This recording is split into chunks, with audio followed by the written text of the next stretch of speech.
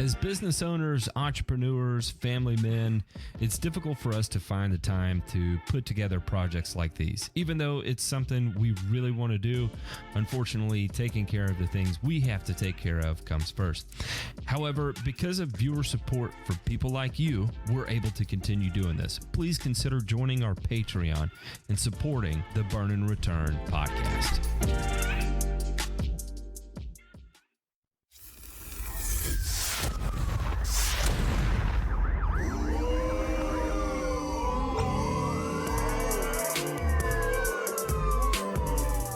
You're listening to Burn and Return, a weekly 1-hour podcast covering news from the agricultural and turfgrass industries.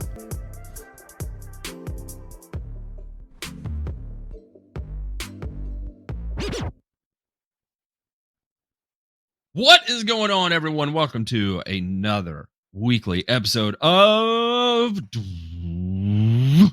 sound effects, Burn and Return. I'm going to be your host. My name is Matt, the Grass Factor Martin, and alongside me today are two ultra special, ultra fine, incredibly sexy gentlemen, Mr. Ryan DeMay and Ray Ito. Gentlemen, how are y'all doing this evening? Well, thanks for the confidence boost there. Going into that, I feel better already. You deserve it. I think I might have a semi now. So yeah, looking forward to it here, gentlemen. It's an action-packed week. There's lots going on, and you know what? Everybody's been asking and saying to me, Ray, that man, how you guys gonna have stuff to talk about? The grass isn't growing and all this and that, but it seems like shit's heating up here. There's a lot more to talk about now than middle of summer, don't you think? I think so. I mean, basically, stuff's happening within the green and agricultural industry. Still yet, it's as if we've gone out of actual work to now is the time of fuckery. No doubt. No doubt. And you know what? You know who loves fuckery and talking about it is our dear host, Matt, the Grass Factor Martin. I do. Absolutely. Listen, I get jazzed up on just about anything, right? I mean, in all honesty, goodness, you could put a rabbit in front of me and I'd find something to get real panicky about. So, take it for what it is, but it makes for decent entertainment, to say the least. Yeah, I mean, hey, the rabbit, if, here's what you have to do, Matt. If it is the rabbit, worst case, if something bad happens to the rabbit, we're looking at 4 keychains here, right? So it's not all bad. Yeah, that's the good news. Good luck. Yeah, 4 good luck keychains. So not everything's bad. Not everything. It's just unfortunately in this unprecedented time, I'm going to go ahead and go out on a limb and say that the majority of what we're experiencing right now is not necessarily good. Bad may be a strong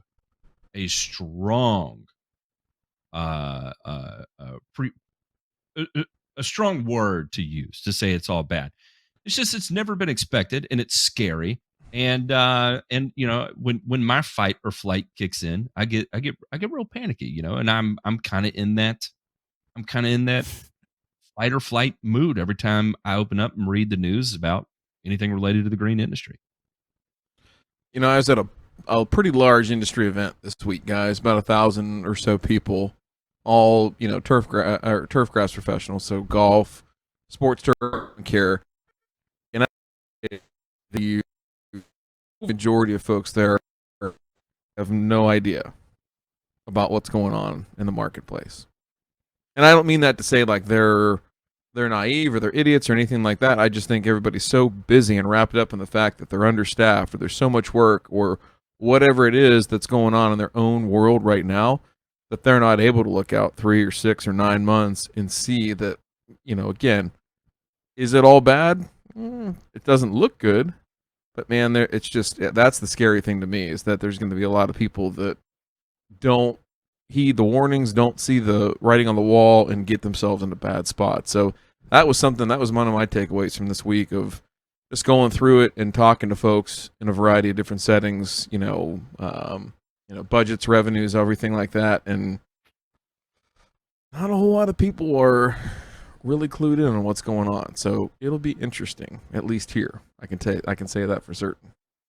I had someone accuse me of being an alarmist, and this is an old head, and I was like, yeah, you knew I took to that real well, and luckily, me and this person have enough of a solid relationship that we can argue about things and still drink beer afterwards, right? But I was like, well, could be. I could be, and I would rather teeter that side of things right now, just because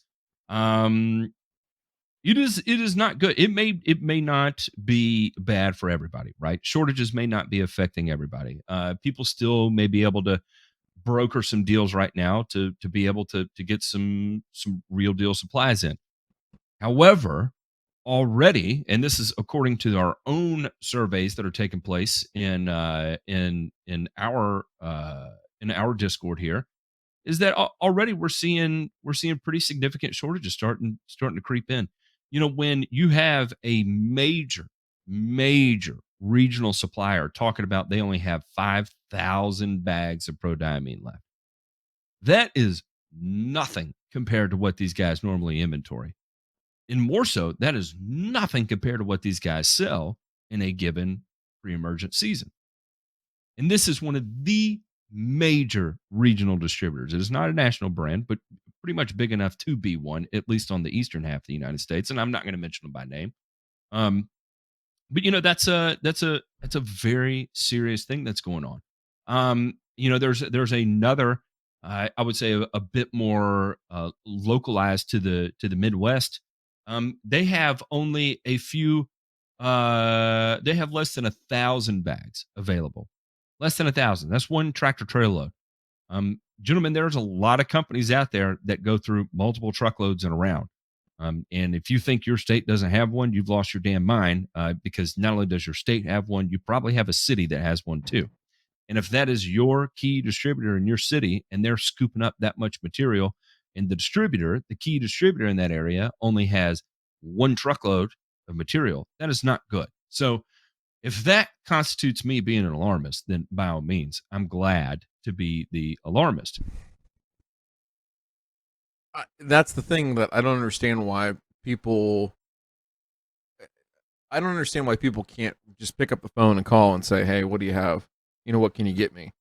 And not to think about it in the context of 2021 and supply chain this and kind of what we've gotten used to, but just think about how it's been, before 2020, 2020 or 2019, going back even, just a year or two, and realizing you could pick up the phone and get as much as you want. I mean, if you called up then and said, I wanted to buy all my fertilizer for 2022, buy a year in advance, all right now, I mean, you'd have sales reps tripping over each other to come get your business, right?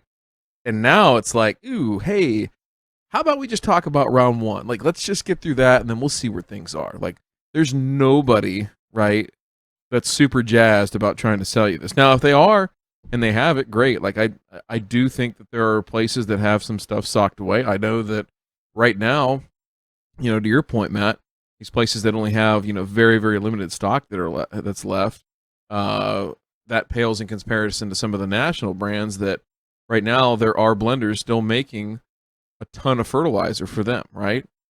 And so these others, I want to say smaller, but these other smaller companies are being boxed out. They're being said, hey, we're either going to put you on allocation, which means you can only get, a certain percentage of what you got last year, or you're frozen right now. We can't get you product until we are making it for you. And so obviously these companies, these blenders have, gone the route of trying to take care of their biggest customers, their biggest contracts, and fulfill those, and then let the chips fall where they may. And that's going to fall directly down to us as consumers. And if you're not ready for it, Ray, I don't know. I mean, again, this is going to be that whole, I used the analogy last time of the chef that's just given a bunch of ingredients and said, hey, I need you to make a dish out of this, something that's world class, that makes this lawn look good. Go figure it out. And who's going to be able to do that? Who's going to be able to do that? And I don't say that, mockingly or, judgmentally. I'm just asking. You're just telling. If you're, you're just telling it like it is. Ask that question of yourself. Yeah, ask that question of yourself as an applicator. Can you figure that shit out? Because you're going to have to. Because you are going to have to. There's no day. Yeah, because all along, people have been condensing things and oversimplifying things, and as a result of that oversimplification, they are now no longer agile because, true or false, all of these high volume lawn applicators, they're all used to throwing down 512 or something similar with prodiamine on it, or 512 plus imidacloprid. They're used to that. But what happens when the same guys can't get the tractor trailers loaded with that pre-made material, and now they have to formulate, and now they have to apply? Shit, Let's see how it goes down now. I'll back it up a step further. Imagine if some of these folks, and again, not being judgmental, I'm just saying, have to calibrate, right? What if I get a product that's a 25, 5, 10, and then, hey, I've got to go out because the only thing that's left is like a 1505 or something like that. I've seen and heard from people that have been like, well, I just run it the same setting. Wait, what's the old saying there, Matthew? G for grow, L for lush. That's right. That's right. Now we're A for ain't got nothing, and B for barely anything at all. And that's just all that's left in the tank right now. That's the truth. That's the truth. How about some companies? They'll do this. Hey, how about D for didn't do it, but I'm still going to send you an invoice, motherfucker. All right, gentlemen, let's jump into this week's headlines.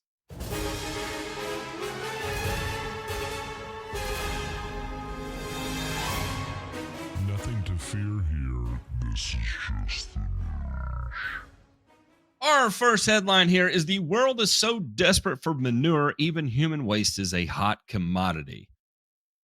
Wait. No, I'm sorry. That was the second one. But you know what? We'll go with it because I already read it. Forgive me. I don't know where my head is right now. I need to pull it out of my ass to be able to get through this. But we'll start here. The market for manure from pigs, horses, cattle, and even humans has never been so hot thanks to a global shortage of chemical fertilizers. Just ask Andrew Whitelaw, a grains analyst at Thomas Elders Markets based in Melbourne, Australia, who runs a commercial pig farm in his spare time. Whitelaw said he's completely sold clean of animal waste as farmers hunt for alternatives to the more commonly used phosphate and nitrogen-based fertilizers that are vital to boosting crop yields. We don't have any left, he said. In a normal year, you'd probably get a couple phone calls a year, not a couple phone calls a week. It may be some time before he sees the interest in pig poop taper. Prices of synthetic fertilizer, which rely on natural gas and coal as raw materials, have soared amid an energy shortage and export restrictions by Russia and China. That's adding to challenges for agricultural supply chains at a time when global food costs are near record high and farmers scramble for fertilizers to prevent losses to global crop yields for staples. The Green Market's North American Fertilizer Price Index is hovering around an all-time high of $1,072.87 per short ton, while in China, spot urea has soared more than 200% this year to a record. The demand for dung is playing out globally. In Iowa, manure is selling for between $40 and $70 per short ton, up about $10 from a year ago, the highest level since 2012, according to Daniel Anderson, assistant professor at Iowa State and a specialist on manure. Manure is mostly a local market, and truckloads won't go further than 50 miles, Anderson said. When crop, fertilizer, and manure prices soared about a decade ago, more farmers introduced animals such as hogs and cattle onto their land, in part for their manure. That option could again be on farmers' minds as fertilizer costs soar. In Australia's Queensland state, Brian McLean, general manager of an organic fertilizer company, said that sales of his poultry manure compost are going through the roof. There wouldn't be enough in total. He sold about 15,000 tons of the stuff compared to around 2,000 tons the same time last year.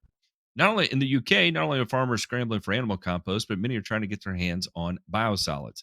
David Butler, who farms wheat, oats, and peas in Wiltshire, the southwest of England, has traditionally relied on his own herd of cows to produce animal waste that he uses for his crops.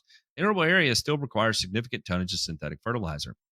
Butler said, since animal waste from his farm is not enough, he has been buying biosolids from a utility, Thames Water, which produces over 750,000 meters squared of sludge each year for farmers across Britain's southeast. However, Butler said that it's increasingly difficult to source human manure. There is more demand than supply for biosolid material. In the U.S., the EPA regulates biosolids, blah, blah, blah, blah, blah. While manure is an inexpensive alternative to pricey synthetic fertilizers, it is a poor replacement for those accustomed to traditional fertilizer products, says Bloomberg Green Market Alexis Maxwell. For example, the fertilizer diammonium phosphate has 6 times the nitrogen and 15 times the phosphate as manure on a per ton basis.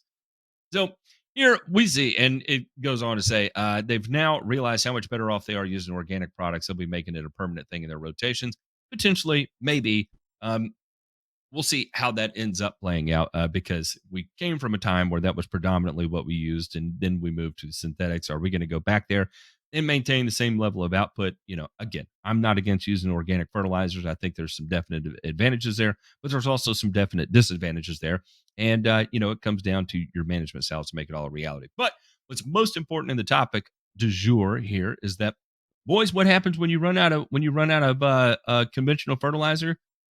You go get your NP and K wherever the hell you got to get your NP and K. And that means all those organically enhanced biosolid blends that we saw flooding the market over the last 3 years, turns out may not be there anymore.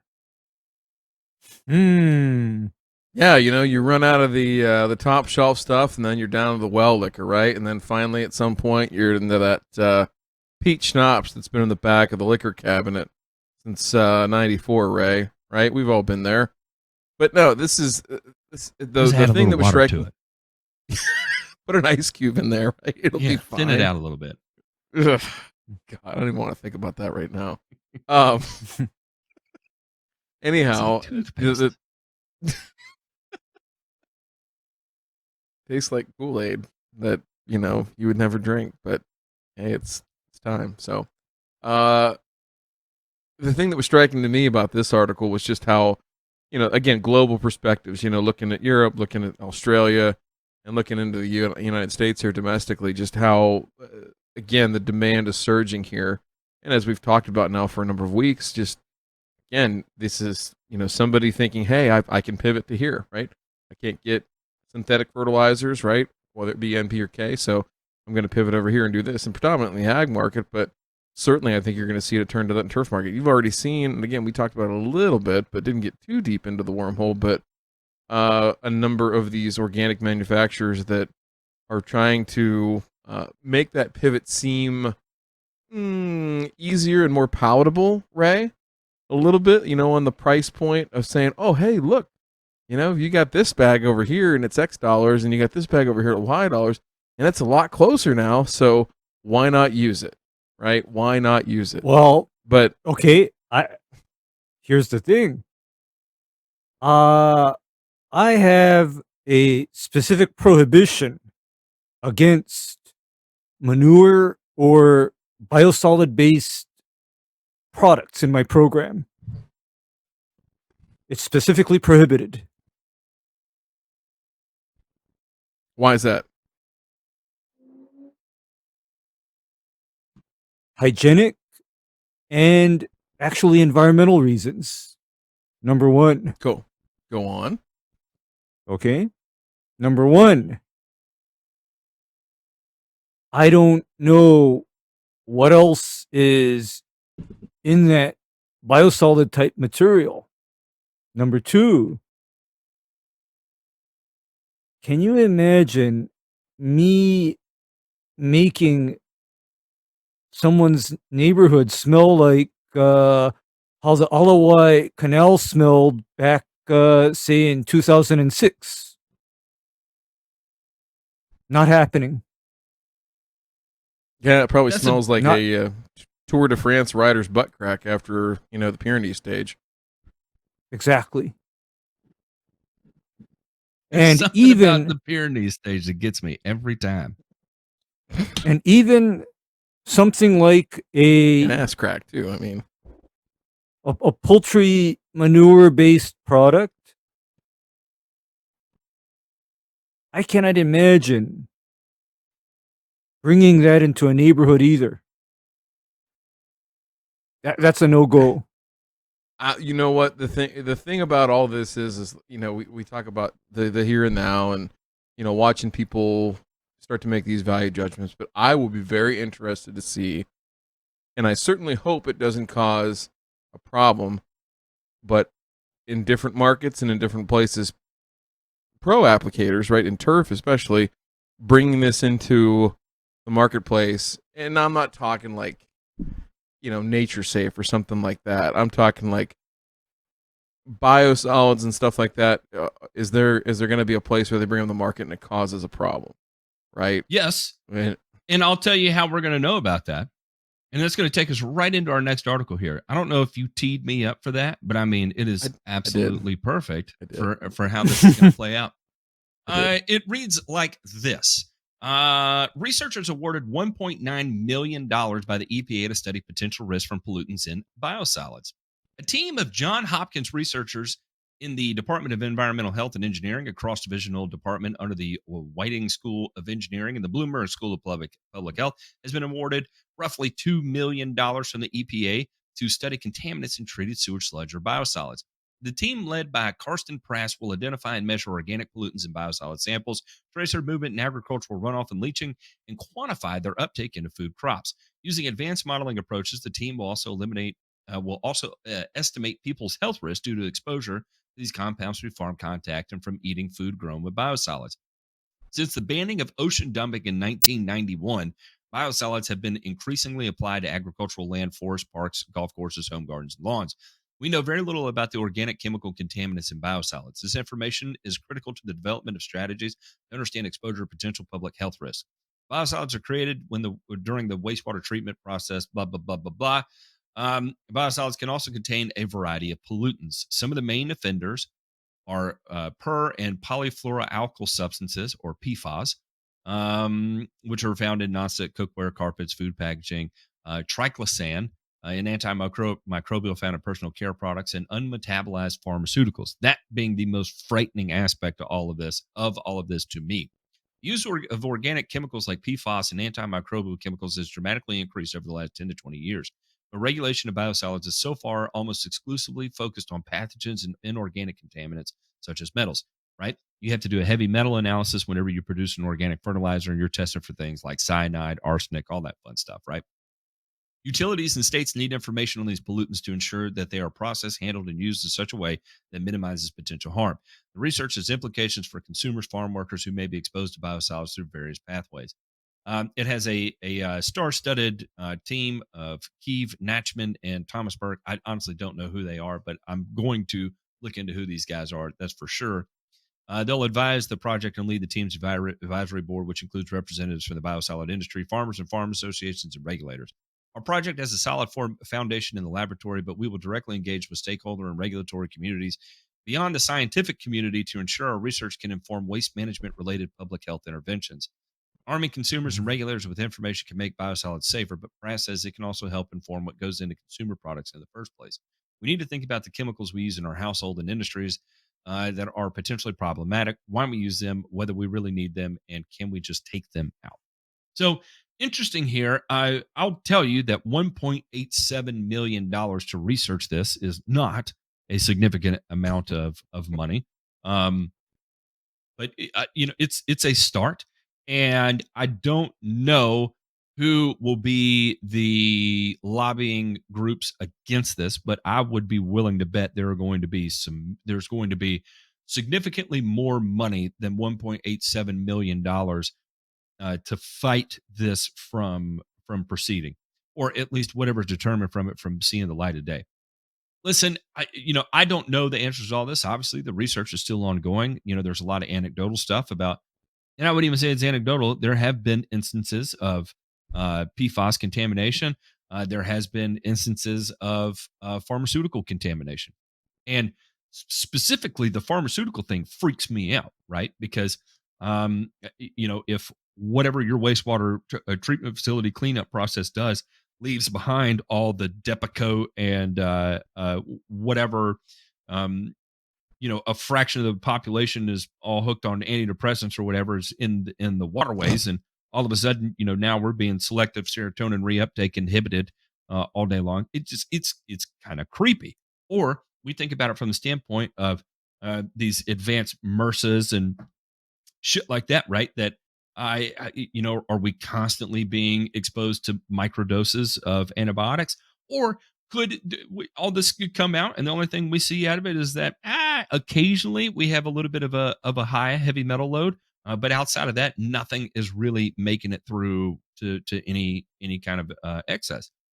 Who knows what we're going to see? But I'm glad at least now we're going to take a look at it and at least qualm a lot of the fears that may be warranted or unwarranted.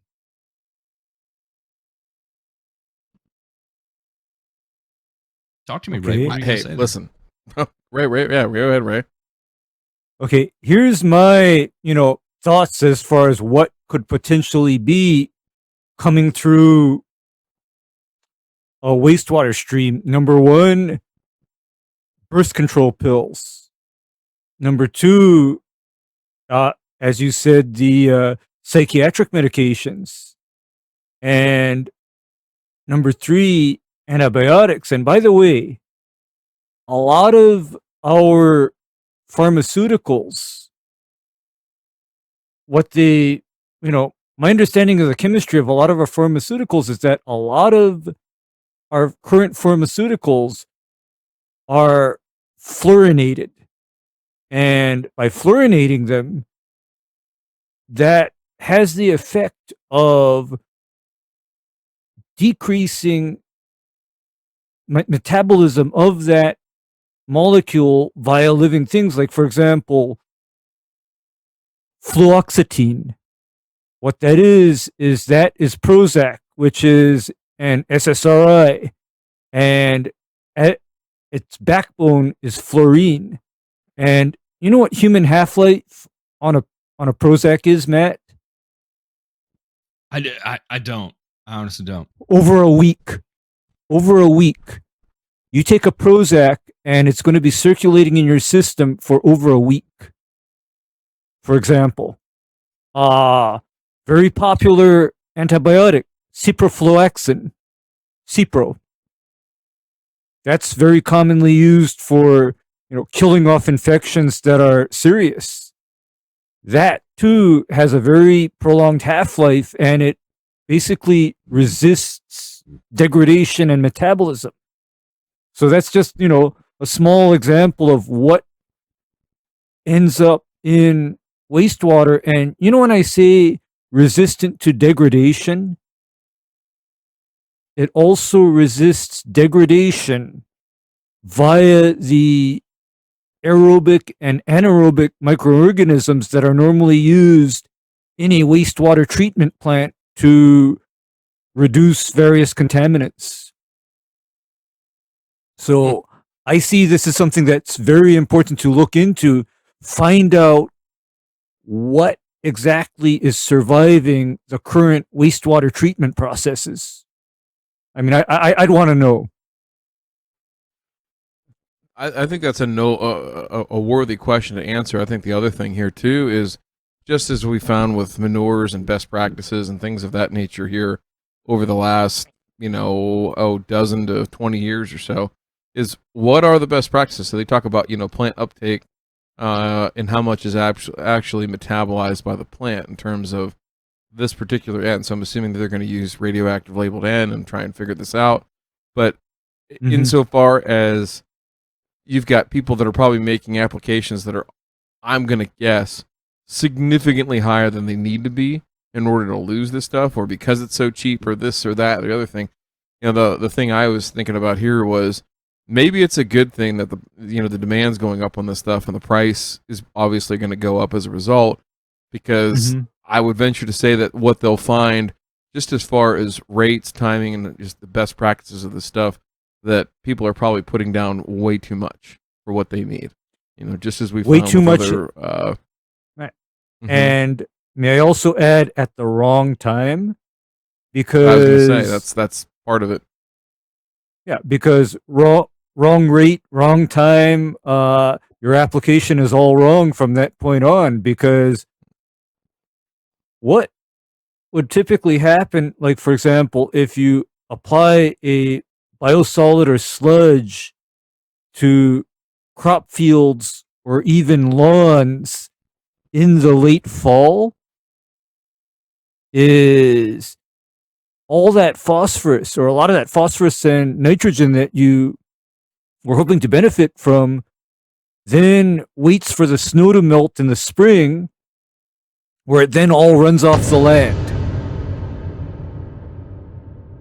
Am I right? Yeah, You're exactly right. What about we hear? I thought though that if you just left it in the bag in your garage, it's the same as applying it to your lawn and it stays out there all winter. I mean, I saw that on Instagram. I thought that's the way it works. Is it not, guys? That's not how it works. It doesn't work. I mean, and anyway, Instagram and social media to me has become the equivalent of a sewage treatment plant in that a lot of it is full of shit. That's the boomer in you, Ray. That is the boomer in you. Look at that. All right, that was our timer, but we got a couple more things we need to get to here, so we're gonna move this on. Real quick, and this is incredibly important and something that needs to be highlighted. One of our members, right here, who goes by Paul's Landscape, right here, right now. I kind of want to sing when I say that, but I'm not. I'm gonna. Everybody.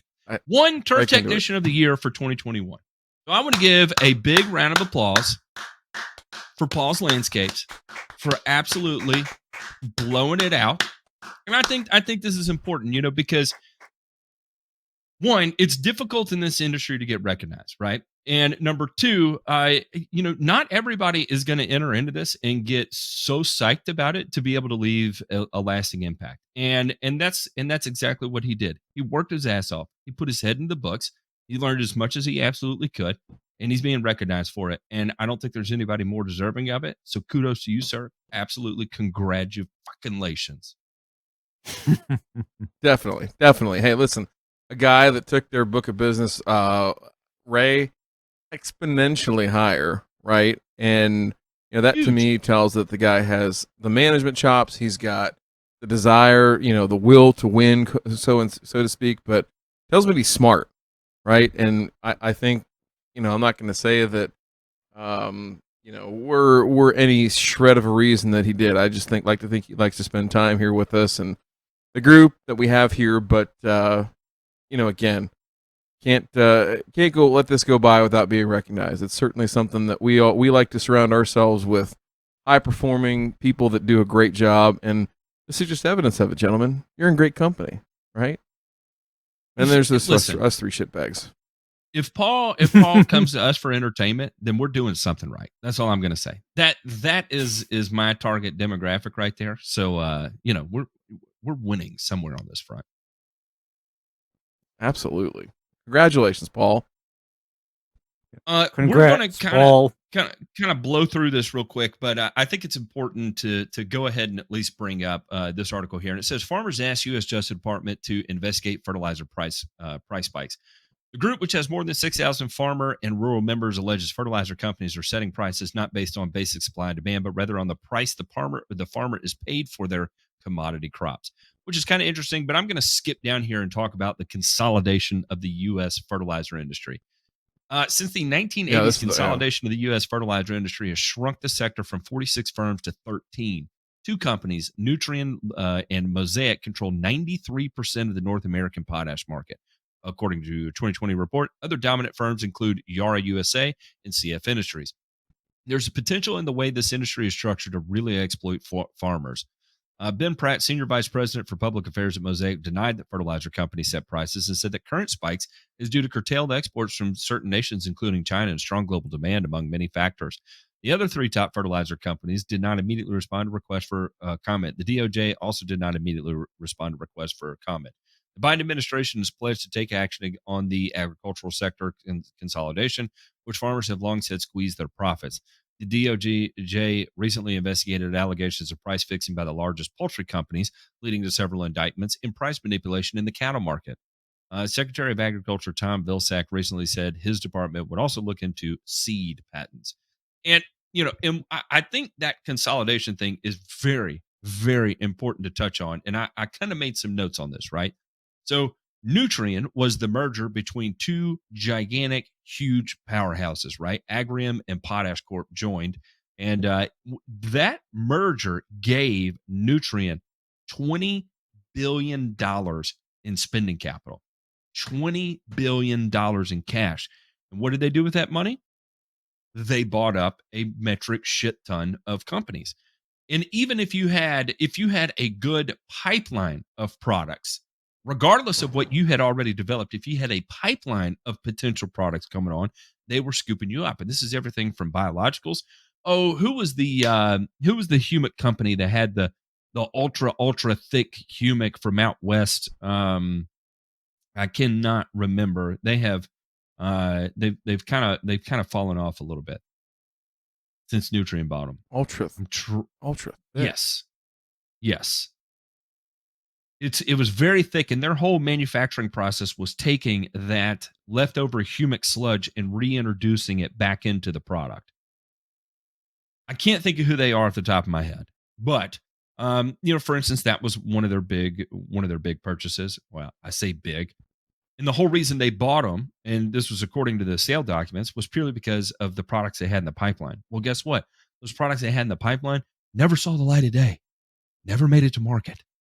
But it was like a $20 million transaction that took place. So that's a major one. The most recent one. Go ahead. Mm-hmm. I was just going to say, whatever that product is, I hope it gets renamed Hume Thick. 2 C's. Oh, yeah. I will think of that company here, and I'll bring. What were you going to say? I'm sorry, I interrupted you. Well, the most recent major merger is Koch Turf and Ornamental Division merged with Turf Care Supply (TCS). So Koch TCS merged, and we've informed Allied Nutrients. Major competitors there coming together, and this is after Koch at one time owned the Polyon patent, right? That Harrell's is known for and was selling through, and then they sold that back to them, and they had their competing duration. And TCS was the manufacturer of duration, and they said, well, instead of having all this passed around or whatever, we'll just go ahead and merge and lock up that sector and merge our customer pools and continue to rake in major amounts of money. Now, we see here Mosaic saying, no, there's a whole host of a variety of factors that are creating the problems here, when in reality, Mosaic was the one who lobbied against foreign imported fertilizer. And I don't see that mentioned in this article, and that's an important piece of the puzzle. Mosaic was the dominant lobby against any UAN coming from Russia because they said it was priced unfairly, or Trinidad and Tobago, or the Middle East.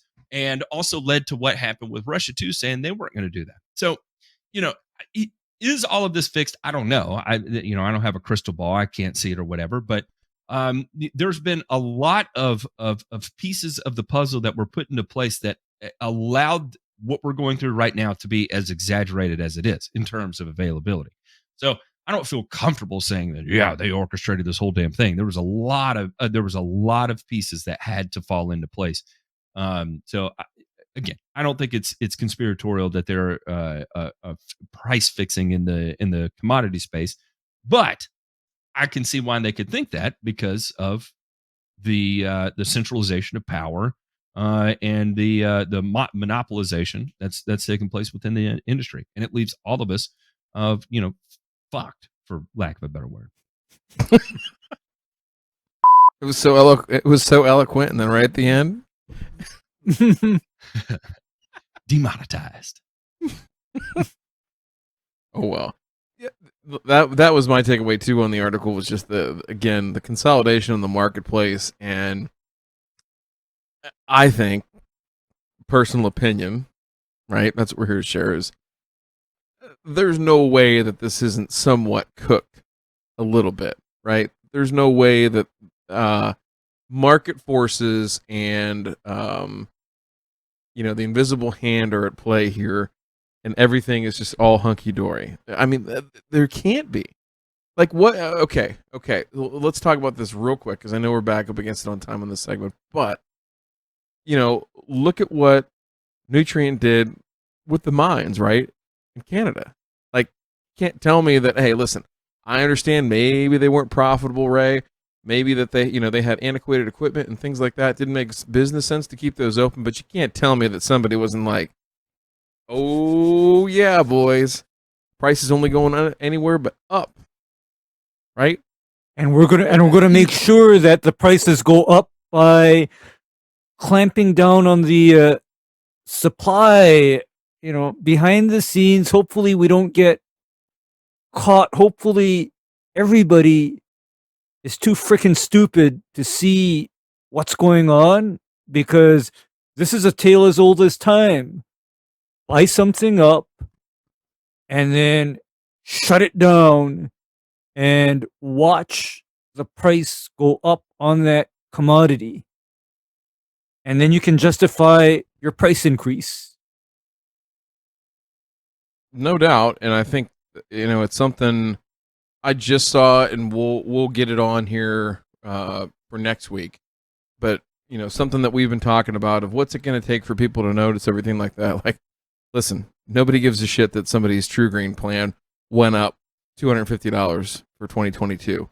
However, food prices have been going up significantly, and we've been saying on here now for weeks, if not months, about when is somebody going to take notice. Well, I'll tell you what, gentlemen, I'm starting to see in the mainstream media articles about this and the impact that fertilizer and commodity prices are starting to have on food prices. So it's starting to get picked up on at that level. Maybe that exerts a little bit of influence and, if not pressure, on these companies, at least scrutiny, right, to see, hey, all right, what's going on here? Because, those guys have been able to fly under the radar for a long, long time. There's way bigger, fish to fry. But now, again, the food price thing is really what's going to bring this to a head.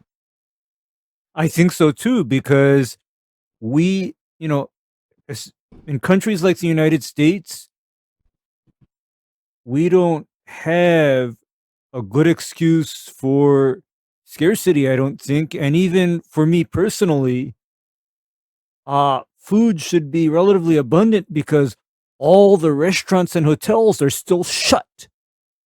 So you can't tell me that all the hotels and restaurants are making things scarce because demand is low because of the pandemic situation. Demand is low. So what is driving up prices and lack of supply? I mean, that's how I'll state it. A lack of supply. What is causing that? We'll soon find out, I think. No doubt. Gentlemen, I want to talk about this week's sponsor. We are moving into the time of year where it's important to remember the reason for the season, right? And I don't think there could possibly be a better sponsor than when you think about your loved ones, right? I feel like the Christmas season is a time to remember your family, your children, your loved ones, and that it's more to give than receive. Think about all the people that have done things. I've just had so many people done so many wonderful things for me. So it's only fitting this week's sponsor is Santa. If you don't know Santa, I suggest you get your head in a book. And this is what was submitted to us for Santa in order to sponsor this episode. I said, wonder what it's like owning a fleet of reindeer. They ever poop mid-flight? How many elves have died in the North Pole labor camps? Now's your chance to ask Santa. Because on December 23rd, he'll be live on Thirsty Thursday. Head over to thegrassfactor.tv/Santa to submit your question. Gentlemen, we are going to have Santa Claus live on Thirsty Thursday. And the only thing we ask you to do is head to thegrassfactor.tv/Santa and submit a question. This is your opportunity. This is once in a lifetime opportunity. Do you understand the strings we had to pull? Do you understand how many souls of children we had to donate in order to get Santa on this show? But we did it. Not very gracefully, but we were able to strike a deal with some vans in East Asia and get the deal done. And we've got Santa coming on. Thegrassfactor.tv/Santa. Submit your question, and this is going to be great. I'm just telling you. Matt, we didn't tell you about the last part of his contract as part of this, right? So the last part was you got to put a centipede lawn at his place in the North Pole, and you have to maintain it in 2022. Oh,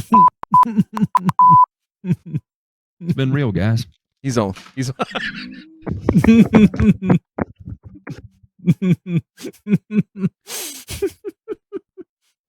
Listen, I realized Mrs. I Claus was on radio and I couldn't portray me throwing my headset down, so I had to beat on the microphone as if I was walking away. Mrs. Claus has specifically said she would appreciate if the lawn boy would wear one of those mesh tank tops so she can see through. Ooh. Maybe catch a glimpse of your nipples. Okay. I don't know if that's PPE or not. We'll have to ask Big Ron if that fits in with his PPE plan. We'll watch the video on that. But hey, I'm just telling you what we had to do. All right. Fucker drives a hard bargain, but listen. We sold you out. Nike counts for PPE in the North Pole. That's all you need to know. Okay? All right, gentlemen, let's move into this week's burns.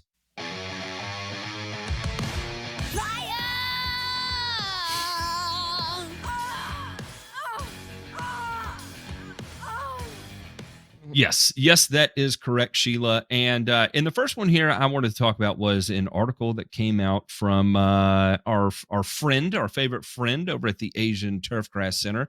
And this is Dr. Michael Woods here.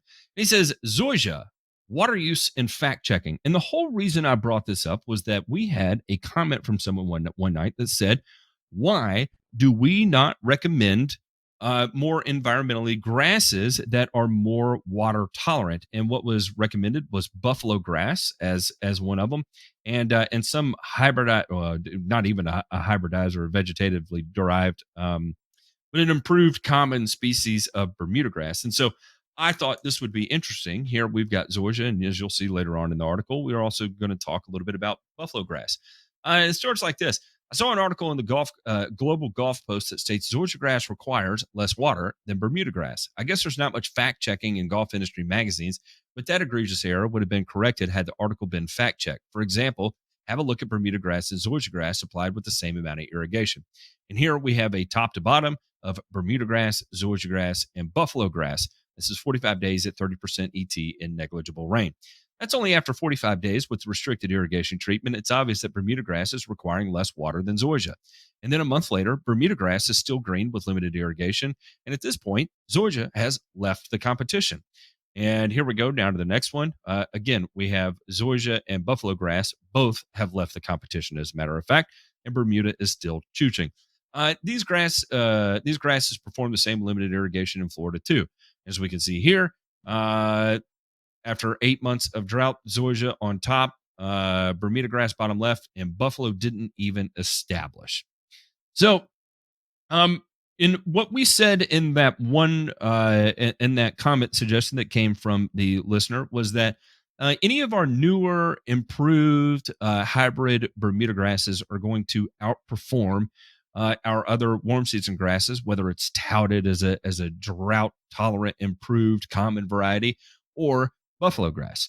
And here we have the actual data to support that claim and show that, it turns out actually, I think everybody knew up to this point that zoysia grass sucked, except for this golf magazine, in terms of being drought intolerant.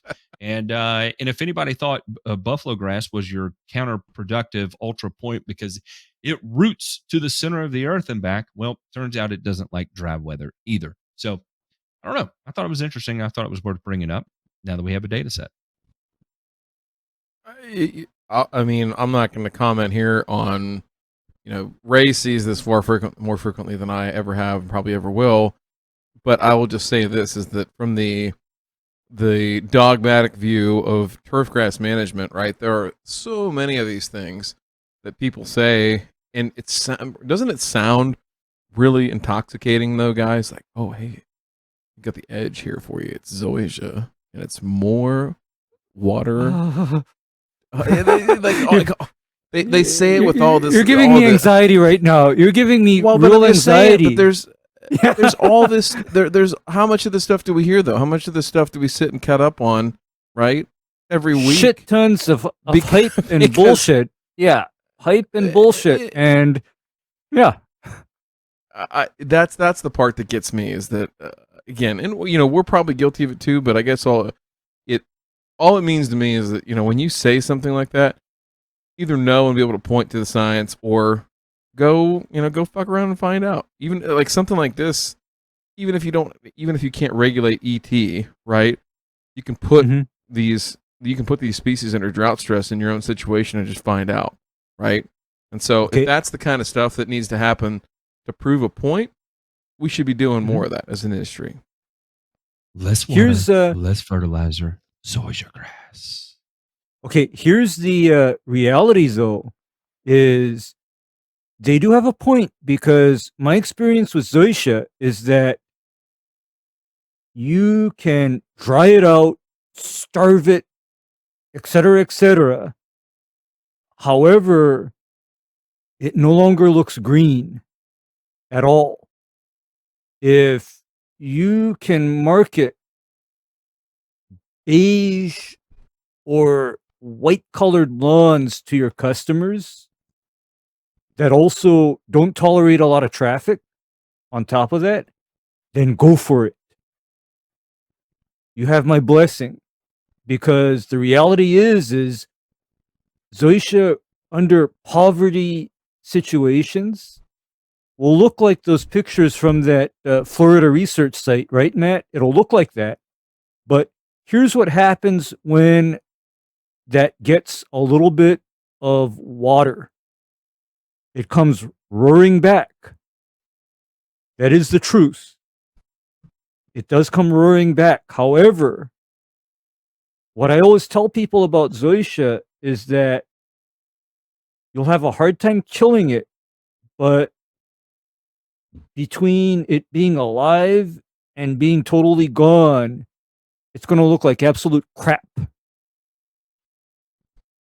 And that's the truth. Yeah, and in this, I here we see buffalo grass can't even get established, and I think this actually ties into our next article here. And I'm not going to lie, I got a little triggered reading this, and it had nothing to do with Chris Cuomo or his producer actually this time. And it reads like this: climate change crisis, golf courses on borrowed time as Earth weather patterns become wilder. Wild weather patterns. This week on CNN. Yeah, I was gonna say this is like I don't know, storm stories on the Weather Channel, and then they get you then they buffer that out with local on the 8s. Local on the 8s. You're good. You're fine. Go ahead. I'm sorry to interrupt. You're good. The 30 or so golf courses in the Salt Lake County of Utah drink up around 9 million gallons of water a day to stay pristine green. That's more than 13 Olympic-sized swimming pools. Managing the turf on golf courses also means using carbon-intensive fertilizers, plenty of mowing, and in many cases clearing forests or trees that were soaking up carbon dioxide to make way for long tracts of fairway, because grass does not soak up carbon dioxide, by the way. In other words, golf is a dirty sport that's wrecking the planet. Wow. But it doesn't have to be. The impact of golf on the climate and environment has led to growing calls to make the sport more sustainable, even to play on bone-dry courses, as golfing legend Tiger Woods has enjoyed. And it's not just to save the planet, but to save the sport itself, as the climate crisis threatens to transform many courses into muddy swamps. The president of the ASGCA, Jason Straka, told CNN Sport how the climate crisis has been affecting golf in flood-threatened Florida and in Ohio and Utah, which have been hit by warmer than usual weather and even drought. Clubs never used to have to close after a 2-inch rain. Now they do. They also experience sunny day flooding. In Miami, authorities are raising public drains to a minimum of 3.4 feet, but more than 50% of the courses in the city are under this minimum, which rings alarm bells for Straka. If they don't go out and literally lift their footprint up in the air, they're going to be perpetually deeper and deeper in a bathtub. If they think they have problems now, in 10 years, they're going to be a swamp. But change will equate to cost, which is where golf critics find their voice once more. Courses are just not sustainable anymore. While courses in the eastern U.S. are being threatened by changing rainfall patterns, deadly wildfires that rip through the West, including California, have led to poor air quality and course closures in recent years. Less dark, but by no means less worrying, are rising temperatures in Ohio, which are being infested with Bermuda grass, a warmer season grass that's difficult to control. The situation in Australia is similar. They had fires there and it burned up. That's for sure. Last year in Sydney, there was a 1 in 100 years flood event. We have a lot of issues, and this is down to in Iceland.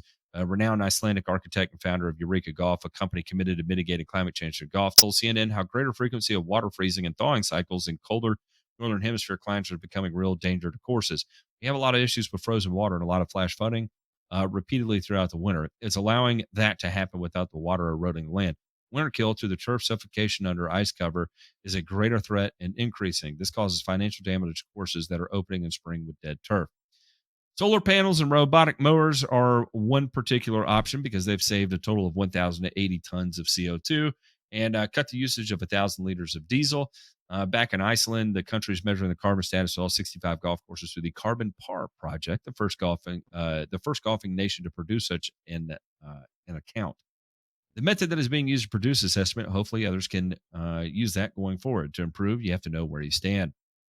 Golf courses are sequestering a considerable amount of carbon, which I think few people actually associate with golf. On the flip side, golf is a large land user and bound to being in wetland places. Emissions when you drain wetlands are so great.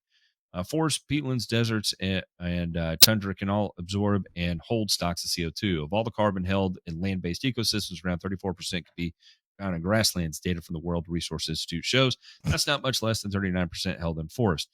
So whether a golf course might actually soak up a good amount of carbon dioxide depends on how it's managed and whether it destroys more valuable land to begin with. Okay. And this continues to go on and it ends up like this. Taking the drought in California a few years ago, I would hope they haven't gone back to their old ways and they're having to rethink. You don't need 2,000 irrigation heads from fence line to fence line to keep the course alive. You can let things dry out. Here's one said is that are we under pressure to evolve as an industry? 100%. Should we evolve as an industry? 100%. Anybody that gives a shit about this industry should always work to do things more efficiently with greater environmental impacts or less environmental impacts, right? We should all play our hand towards, preserving the planet that gives us the ability to even play golf or whatever sport that we play on grass surfaces, right? So I think all of that, there's a lot of validity there. However, are golf courses the sole reason? Is golf a dirty sport that is wrecking a planet? Absolutely not. And we can point to agricultural mistake after agricultural mistake that doesn't even begin to rival a decade's worth of fuck ups on a golf course. And we can point at Toledo and what goes on there with poor drainage and erosion that takes place. We can point at Gavilan losing 1 million gallons of UAN right into the Mississippi River. There's lots of things that take place that contribute to massive issues on a scale that golf has no even remote understanding of what that scale is. So that is intended to inflame. However, I do think there is some validity that turf managers, superintendents, if they're not, they should be looking at ways to improve their management strategies. I'll leave it at that. I can kind of agree with that.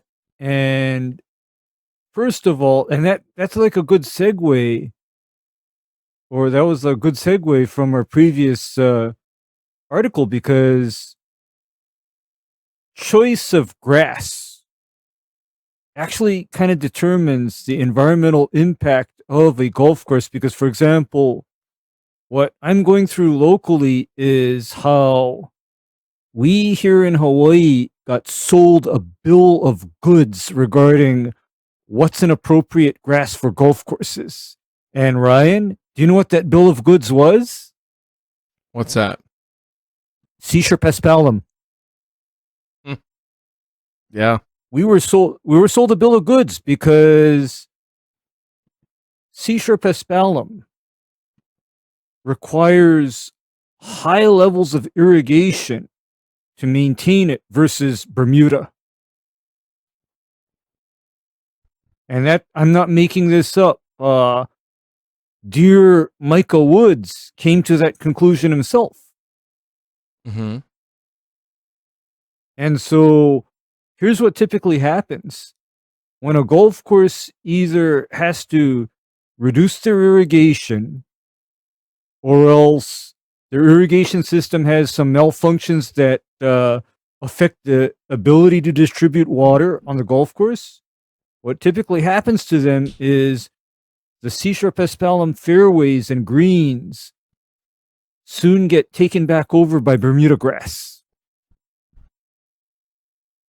And you And seem to have trouble. How do they control that, Ray? You can't. You can't really, because it's actually easier to fry C-sharp paspalum contaminating Bermuda rather than the other way around. Precisely. It's easier. It's easier. And so I know of a golf course where basically the golf course was planted to C-sharp paspalum, but the old Tifway 419, 328, and common Bermuda have come back. So now the fairways on that golf course are on a basically a if the weed control program kills the paspalum TS. Now, DeMay, they mentioned Ohio in here a lot. And one thing I know about you in Ohio, according to this article, is that y'all are somewhere real close to the surface of the sun. And I know you have been growing Bermuda grass there now for a few years, right? A couple years, right? Yeah. And so my question is one, how are you surviving that level of intense radiation? And number two, what was the catalyst that prompted you to transition cool season fields over to Bermuda grass? So to the first point, how are we handling the radiation? When you abuse your body as much as I do, you really don't worry about, trivial things like skin cancer, radiation and things of that effect. So, it's fine. It's fine. I've chosen other ways to, like I said, abuse this corpse while it's still alive here on Earth. Touche. With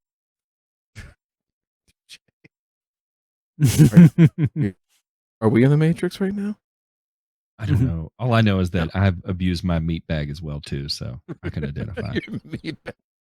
Yeah. Don't call it your meat bag in front of Mrs. Claus. She might get excited. Now, that being said, so why do we transition?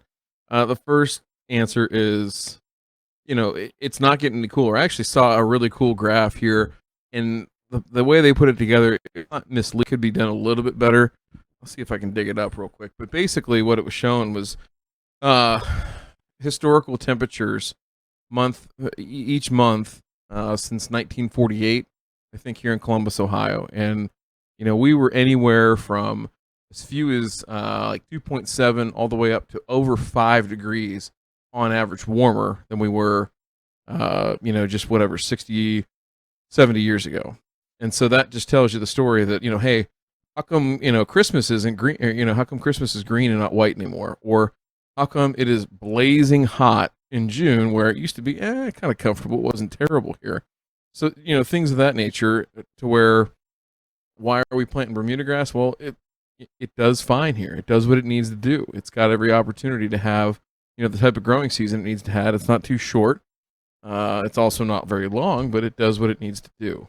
And so for that, that purpose and the fact that, it is very, very wear tolerant, does the things that we want it to do on a sports field, I'm all for it. What they're talking about here in the article is, common Bermuda that's invaded bunker banks and fairways and things of that nature. That is, tough and kind of troublesome to take care of, particularly when you're in bent, right, and you're trying to take this stuff out with HPPD inhibitors. But long story short, this article is, I'm not even sure where the impetus of this article comes from. Not even really sure where this person has chosen to go, other than, I guess, Matt, to your point, you talk about, you Google lawns and the first 30 results that come up are just shitting all over lawns. I guess the same thing could be said here for golf courses, and this is a corollary in this case. One of the people that's quoted in this article, Jason Strick, I know him very, very well. And I can tell you for a fact, without, putting words in his mouth, that a lot of his quotes were taken out of context. I thought Jason heard me and he was like hitting me with something. I was like, all right, I hear you. But no, I think a lot of his quotes were taken a little bit out of context and meant to fit the narrative that was in this article, like almost for sure. So when people say golf's a dirty sport, golf's this, golf's that, and these, what they're doing to these courses to make them quote unquote sustainable, let me tell you what, this is the real deal. Golf has had an absolute record last 2 years. Made more money than they've made in the previous 15. Some places, I've talked to owners and places here around the state of Ohio that will tell you that they made more money each of the last 2 years than they had in the previous 5 to 10, right, in terms of profit. So go figure and tell me that something's messed up, right? The interest in the sport is continuing to grow, right? It bottomed out after 9/11. It took a long, hard while to get it back, but it's back. And so let's just see what happens, right? It's a place to recreate. It's a place for people to, choose wellness, to get together, to play something, a sport that they enjoy. And to sit there and say that, well, we need to take it away because the climate's changing. No, we just need to adapt. I mean, golf courses have been around now since the 1600s, right? Maybe even before that, depending on which history you read and believe. But for all intents and purposes, I see this as another opportunity for golf to get better, right? Not only for the people that play the sport, but also for the people that take care of those spaces. And so we'll see. I think it's a pretty damn adaptable bunch. I think it's a smart, hardworking bunch of dick grinders that will make this happen whatever the way they need to. And there's nobody out there that's trying to put an ounce more energy, effort, time, or money, or fertilizer, or chemicals, or anything else that more than they need to on their golf course. Unless you're on Washington Road in Augusta, Georgia. And then in that case, well, I can't. And then all bets are off, and it's out the window. But you see, anytime I see these hit pieces on turf areas, I have to wonder, because most turf managers I know of are just reluctant to put out any more water, fertilizers, or products on the area they're managing than they absolutely totally have to. Whereas the article and many others like it give people the impression that the fertilizer is coming by the truckload. Everything gets sprayed wall to wall, every week, among other things. And nothing could be further from the truth. Nothing could be further from the truth, because I got to ask, how many of these talking heads have actually had the experience of being on a golf course during maintenance time? How many of these guys have had that experience? Because I will venture to say, Ray, is that most of them have not woken up by the time that the first jobs are finished on the golf course. But go on. Exactly. And on top of that, the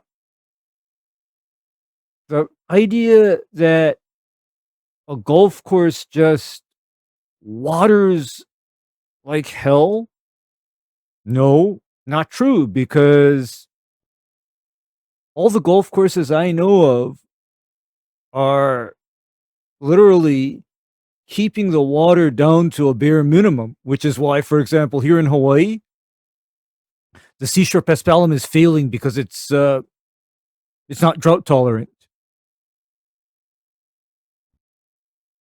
Yeah, Well, I don't know. as much- Like I said, yeah. Go ahead. I was just going to say this was accredited to CNN's sports staff, and as much as I'd love to dig up who each of these writers are and puke all over their qualifications on why they could do that, I think as we get into this week's returns, our first article here is just priceless. J Pink, let's roll the returns. I'm back.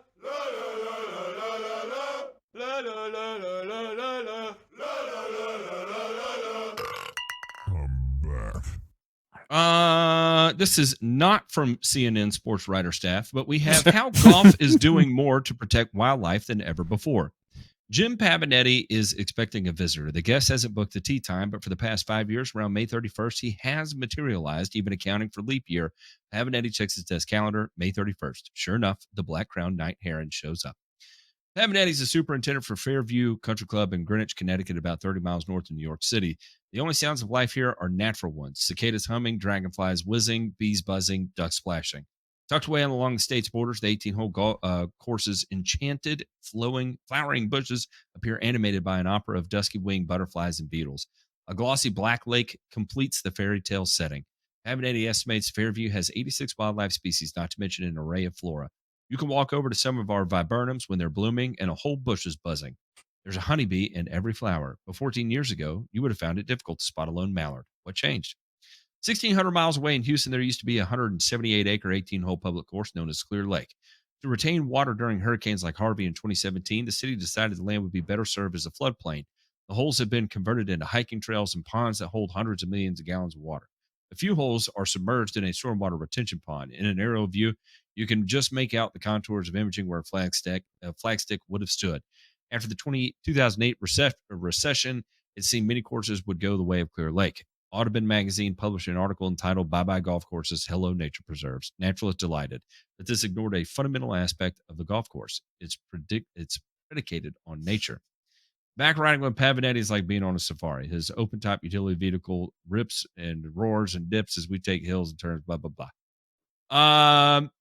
Pavinetti knows this place passionately, but constant education, as many supers will tell you, is one of the joys and necessities of the job. This is Pavinetti's 14th year at Fairview. Attending the course with wildlife in mind is kind of his thing, and now it's become Fairview's thing. So basically, I'll just kind of summarize here.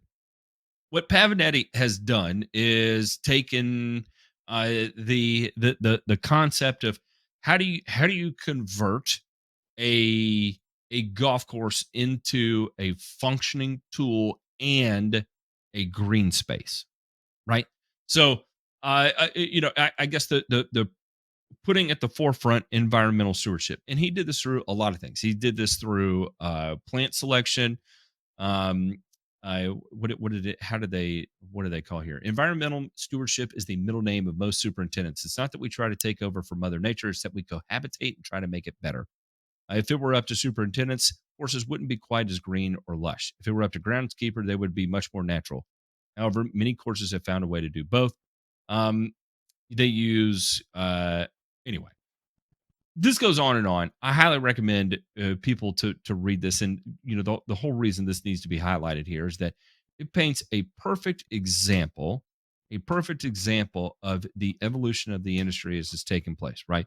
It's not that golf courses are the end of the world as they're ever so made out to be, and this is an extremely long read here. It talks about all the different things they do, but it's to show that this is at the front and center of everybody's mind. How do we mitigate our environmental impact? And clearly what they're doing here is working exceptionally well. And I think as more and more of these blueprints and success stories become mainstream, you'll see more golf courses undergo this.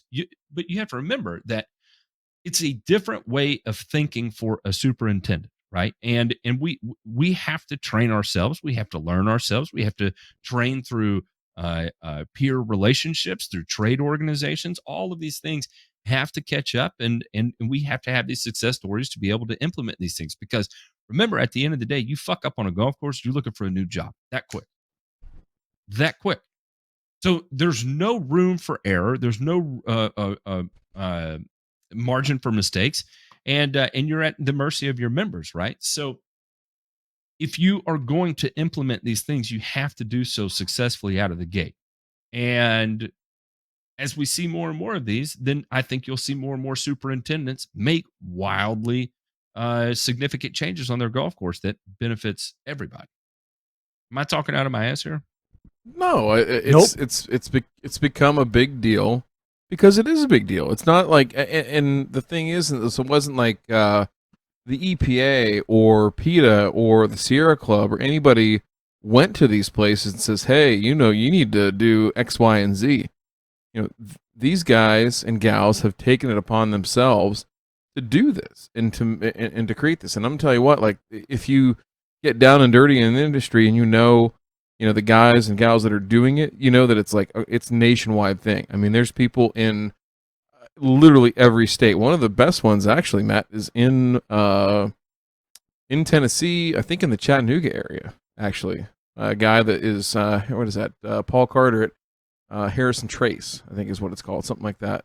I can't remember. I'll look it up and send it to you. But anyhow, this is the type of thing that is undersold, and I'm glad that the writers here did such a good job at capturing not only the practices behind it and the results of it, but also that it's people driven, right? It is driven by turfgrass professionals just like you and me and Ray and all the people that are listening that want to do the right thing.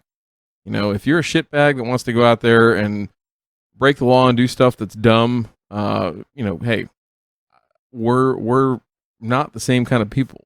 We're just not. And so I'm just hoping that more of this stuff gets out. I'm hoping that people read this and take it to heart and realize that golf is not a dirty sport, right? It is creating, let's just think about this for a second is, you imagine some of where these clubs are, Ray. Like, we'll think about like Wiley, right? If Wiley wasn't there in Honolulu, it would be houses. It would not be a park. It would not be green space. It would not be anything that was nature driven whatsoever. It would be a fucking housing development, right? It would be houses, and here's my point on this as well is a lot of the golf courses that I've seen, they have the largest amount of mature trees, and those mature trees are in a situation and in a place where, hey, that tree has got acres to spread out, do its thing, not going to bother anybody, not going to fall on anybody's car, not going to kill anybody, not going to fall on anybody's house.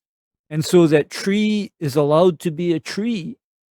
And here's another point about this. This article is a good illustration that fine turf and natural areas are not mutually exclusive. You see, a common theme that I see that I think this just ash cans is the idea that you have to be totally, absolutely 100% organic, or else you cannot have a natural area. I mean, I run into that because you see, Ryan, Matt, why is it that in my heavily treated, non-organic landscaped areas, I have birds and butterflies and bees all flying around, and they come back week after week? Why is that?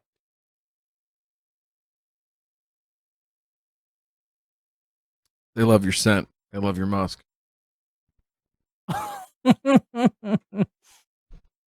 Maybe. I mean, but probably because they love your turfgrass management practices and they're complementary to nature, right? That it isn't. You're right. It is not. I think that's the one thing that gets lost in this whole argument and debate is that it is some zero-sum game that we play between organic and conventional, and that there is no gray area in between those two things, and that couldn't be further from the truth, right? Yeah, I mean, all great turf is managed in the gray area. Like that's the fact. That's just a fact.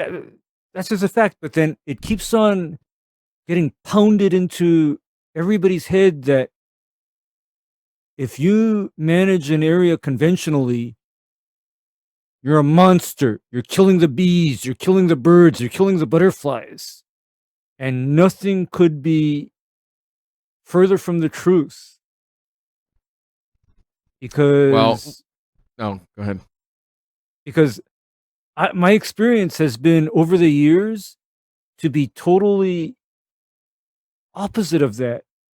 Is I don't see dead birds all over the lawn. I don't find dead butterflies, and I don't find honeybees that are walking crooked like they just came out of Spinelli's. Oh, the bees are fine. Spinelli's. Taste it. Listen, there's a lot of good things that are happening on all sides of the green industry, right? And in these continuation of cheap shots at, listen, why is golf being targeted? Envy, jealousy, Matt. I mean, it's just pure jealousy because it's seen as a wealthy sport, right? And so it's an easy thing to pick on when it's viewed as a rich elitist, where business deals are struck and all that. When really, I think if there's anything that's happened, post the financial crunch and with the comeuppance of Tiger Woods and the impact he had on the sport, is that it became accessible to so many people then, right? Because Tiger was such a leader to, I mean, everybody gathered around the TV to watch Tiger play, right? And it inspired tons and tons of people from all different backgrounds to get involved in the sport. And it's not what it's being made out to be, like we see right here in this article. And thankfully, we have conflicting articles that show the real progress that's taking place. However, we also have another one here that, again, another tragedy, but very, very real of what's going on, and I don't know. It's a difficult position to hold. But Bayer wins second straight verdict in a Roundup cancer case. California jury found that Bayer's Roundup weed killer was not the cause of a woman's non-Hodgkin's lymphoma, Bayer said on Thursday, delivering the chemical giant's second trial victory over claims a popular herbicide causes cancer. The jury in San Bernardino County found that Donetta Stevens' cancer was not caused by her exposure between 1985 and 2017 to Roundup and its active ingredient, glyphosate. She sued the company for negligence and failure to warn her of the dangers of Roundup. Her attorney said it was because the majority of the trial was conducted over Zoom is the reason why they lost, and they plan to appeal and all that fun stuff. I did a little digging into the state of the case, and there was a lot of lawyer things involved here, right? Where, originally she said she used Roundup from 1985 to 2003, but then her son and husband interjected and said, no, you used it all the way up to 2017. And then she was like, oh yeah, you're right, I used it all the way up to 2017. And then when I did spray it, I sprayed it with short sleeves shirt on and no shoes and no socks. And oh my God. And then there's another, yeah. And a lot of times the wind would blow and it would land on her skin and she wouldn't wash it off because there wasn't adequate warnings on it that needed to take place. Oh my God. It's a pretty interesting read. And you got to remember, this was, a multi-month trial here. And she said she was in perpetual pain. She changed her story because she's fading mentally due to the progression of the non-Hodgkin's lymphoma. However, it's almost an identical trial to the ones we saw before in terms of, it's the same expert witnesses on both sides that are testifying. Sawyer, who was the expert witness for the plaintiff here, he's the one that has managed to put together the data in such a way that his specific statement is that if you look at his epidemiological studies, glyphosate doubles the risk of developing non-Hodgkin's lymphoma. So anyway, it's a lot of shenanigans. I highly recommend people go read, learn about this, because it's good. If nothing else, regardless of which side of the aisle you fall on this, these are good data sets that need to be looked through and develop your own opinion on, because it's again, cancer is tragedy, and we humans love to find some sort of explanation for tragedy, and sometimes there's just not. Yeah, there. Go ahead. Okay, non-Hodgkin's lymphoma, I consider that as a rule to be a rather rare cancer. It's very rare, and the normal source or origin of non-Hodgkin's lymphoma is normally some kind of a genetic defect. And the reason why I can say that, again, is a lot of the actual carcinogens that have been positively correlated to non-Hodgkin's lymphoma and similar cancers all got regulated out of existence because, for example, one of the more common, elictors of something like non-Hodgkin's lymphoma was chlorinated hydrocarbons or benzene. And those two classes of chemicals are just good luck being exposed to that anymore, because all of those things are now highly regulated environmental pollutants. Your chance of coming in contact with something like that is slim to none, in this day and age. And I'm going to date back to even 1985, because do you know when the first, what I consider the first chemical cull regarding pesticides happened? The first cull happened right in the 1980s, early 1980s, when it was decided to bring glyphosate onto the market due to its good safety profile. And at the same time that Roundup got introduced, many manufacturers made the decision or were ordered by the EPA to withdraw their products from the market due to their high potential for causing cancer and other adverse effects. So, yeah, that happened in the 1980s when glyphosate came around. Manufacturers made a decision or were told, get your stuff off the market because this is no bueno. It hurts people. We talked about the science and some of the players and people that have been pulled into and kicked out of the game when it comes to this stuff. Unfortunately or fortunately, depending on how you look at this, is science for the most part in the public domain is out the window, right? It is now in the court of law and also of public opinion, and this is how it's going to play out going forward. Here is people are going to see this ping pong effect of this was ruled as Roundup is held liable for this, and this is held that Roundup is not, and that's what's going to happen for the next foreseeable future, right? 5-10 years to determine where people land on this. And I don't know. I think I've seen a little bit every time I talk. That was the Lord.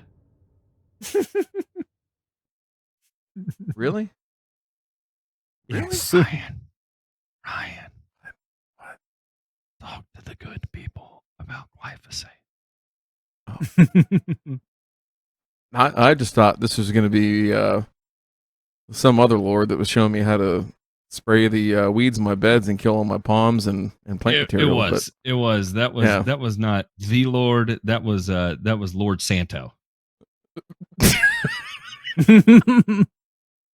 He's a knight. Links in the UK. Links in the description below, though, right down there. That's right. It's got to be the 41%. Don't forget the 41%. It does Can't not anything work else in any other capacity. So, like I said, the last thing I was just going to say is this: is that when people look at this, hopefully, I guess the enduring thought I should say that I have is that they look at why these cases are being adjudicated in this way? Is it because people are making ludicrous claims, right? Frivolous claims, which could be some of it. And how much of it is the science behind what we continue to learn about this particular compound and what it does and doesn't do. And what some of the stuff we say today could be wrong tomorrow, right? But that's the whole point of science, is that right now what we know today with science and what it proves is that it's safe to use. If that changes in the future, we'll probably change our views, change our practices, and continue to move forward. But right now, it's one of the better tools that we have, and we've got to use it sparingly, judiciously, and for all the right reasons. So we'll see what happens here going forward. All right, gentlemen, let's check out this week's mailbag. You've got mail. This one comes from Andrew, a.k.a. Goose. He says, hey, guys, I got a question for you. I recently planted a test plot of Kentucky bluegrass, and the grass has turned yellow, and there's also white stuff on the grass blades. I'll include pictures. I've only applied 2 apps of liquid fert, one a basic 1010 Blue Grow from Plant Food Company, and the other one was Subvert 1248. Also did a test plot of rye, and it came in beautiful dark green. Just wondering your thoughts on what this might be from. I'm testing both these seed blends to see, and I'll pick the plant I like to plant my entire lawn with. The rye is 5-iron from United Seeds, and the Kentucky bluegrass is Sure Shot. Thanks. I think I know it's powdery what this mildew. is. And it's powdery mildew for sure. Mm-hmm. So whether this is in shade, typically, I'm curious, did he say which kind of Kentucky bluegrass this is? Sure Shot. Oh, Sure Shot.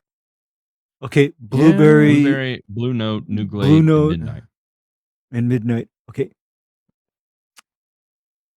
So my theory is that it is not.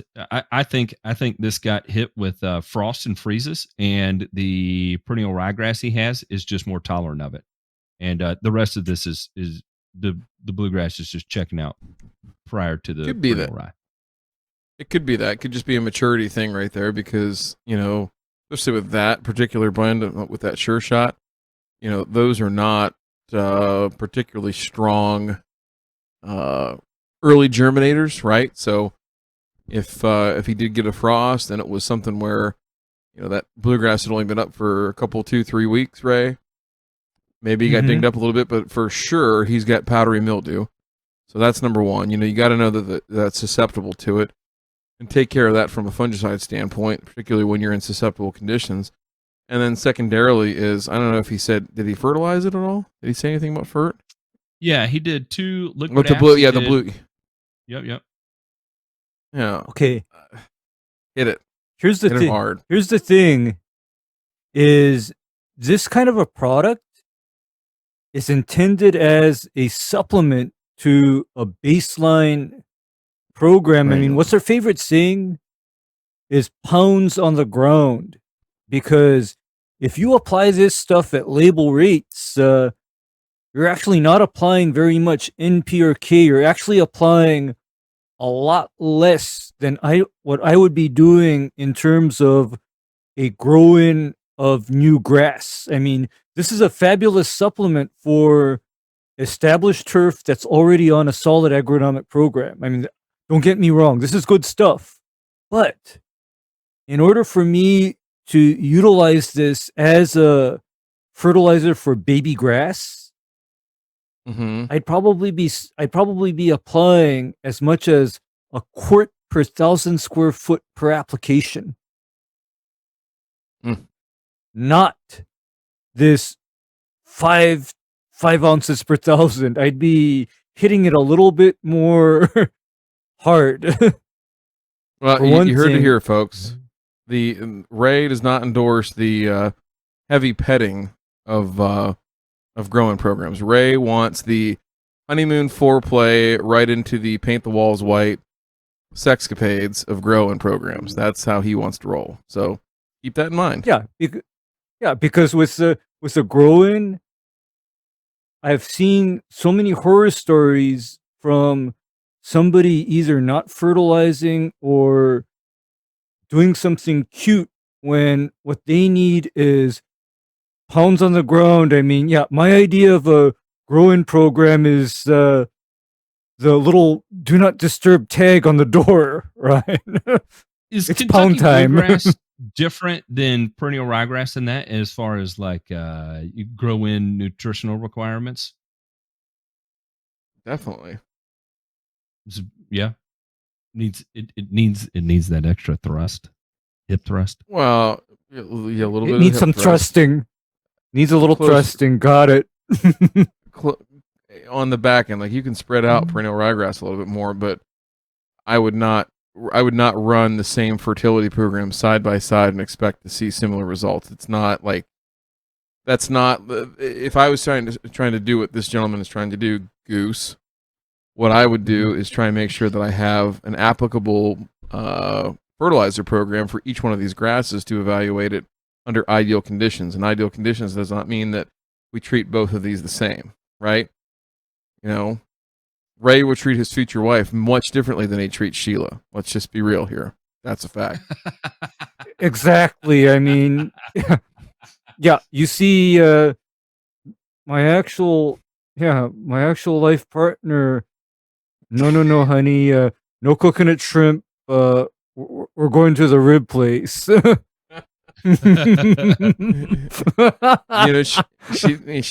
She'd clean those bones for you, Ray. Don't worry.